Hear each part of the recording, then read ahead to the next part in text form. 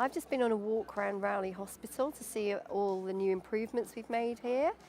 First of all, we went and had a look at the area where they do testing, where you can have your bloods taken, you can have an x-ray, you can have an ultrasound scan. Then we went to have a look at the clinic area where the physiotherapists are, and it's absolutely stunning. It's all been upgraded. It doesn't really look like a hospital at all. Then a bit later on, we had a look at a clinic area. You can have a bookable office there if you want to, and you can see we've got paediatrics who run clinics there and other services. So, I think this is a valuable local community, and extending the car park was a very important part of that, so it doesn't interfere with the parking on the street and helps us. I think we want to see more and more happen in a community setting, and this facility has been more and more used over the last few years. As we're trying to take care out into the community closer to home, we work closely with primary care, that's the GPs, and I think this is the future of healthcare and rehabilitating people locally, and hopefully having flexible visiting and volunteering to support the staff here. I think it's a good model, and I think you're going to see more and more of it in the NHS.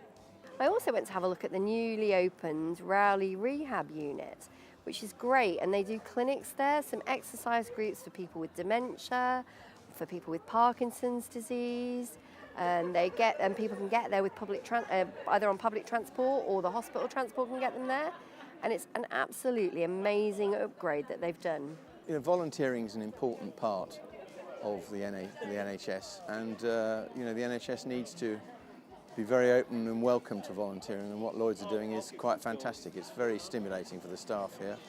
I think having talked to the Lloyds team, they get a lot out of this. They've chosen this as a team. It takes them out of their normal day-to-day business and makes them work as a team, and they've got a lot out of that. From the patient's point of view, it's about making their day, making them feel at home, even though they're in a hospital environment. And the nurses have actually said it's the first time they've seen so many patients in the day room, which is great.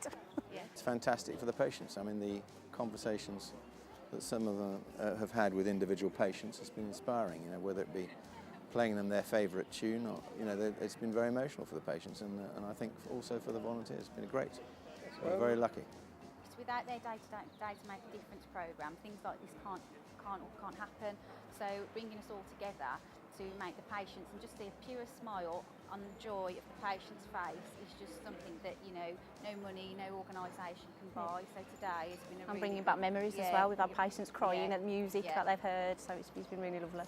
So their support is great. I think these patients have got as many stories as the Queen, to be honest, today. I've heard so many things going on, and they do relate to it, so it's nice for them to sort of look at the monarch and think, this is why we're doing it.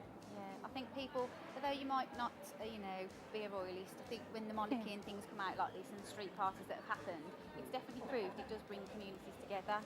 And what we're doing here today with the Trust and Lloyds Bank, I think has definitely proved that. Definitely.